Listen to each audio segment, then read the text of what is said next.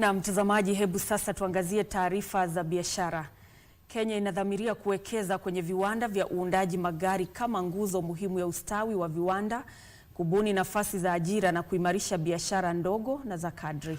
Waziri wa Uwekezaji na Viwanda Lee Kinyanjui amesema serikali imeweka mikakati ya kuboresha viwanda vya humu nchini ili kupunguza bei ya magari na kupiga jeki mpango wake wa Nunua Kenya, Jenga Kenya. Taarifa hii na nyingine ni kwenye kitengo cha Kapu la Biashara. Kufuatia ongezeko la mipango ya uundaji magari na hitaji linalozidi kuongezeka, wadau wa sekta ya magari wanasema mikakati ya serikali inachangia ustawi wa kiuchumi wa kitaifa, mbali na kukuza ujuzi na kuleta mageuzi ya muda mrefu ya kiuchumi. Waziri wa Uwekezaji Lee Kinyanjui anasema uwekezaji katika sekta ya uundaji magari pia inachangia uzalishaji, uongezaji thamani na kubuni nafasi za ajira. One of the recommendations that we will be looking at is how Kenya can make itself more attractive, not just for part manufacturing, but eventually to have a vehicle or vehicles at different levels manufactured in Kenya.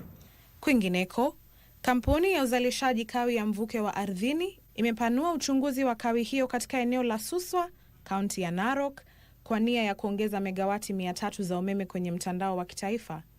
Kaimu meneja mkurugenzi wa kampuni hiyo Stephen Busienei amesema mashine za uchimbaji tayari zimepelekwa kwenye eneo la Suswa, hatua inayoongeza shughuli za uzalishaji kawi ya mvuke kando na zile zinazoendelezwa katika eneo la Menengai katika kaunti ya Nakuru na maeneo ya Paka na Silali katika kaunti ya Baringo. Suswa has a potential of about 300 megawatts. So 300 megawatts would probably be slightly more than 10% of what this country currently consumes on a daily basis. And that really would go a long way in improving the energy security of our country.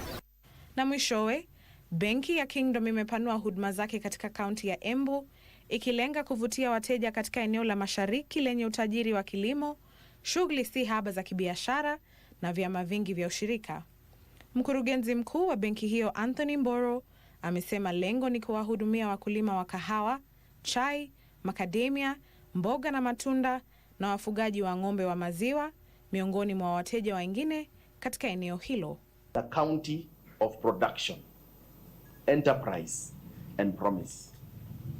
Its economy is deeply rooted in agriculture and trade, powered by farmers, cooperatives, traders and MSMEs who form the backbone of this region. That Kingdom Bank will continue to bring banking closer to communities and to serve our customers with care, consistency and excellence. Ndutamo Kami, Darubini.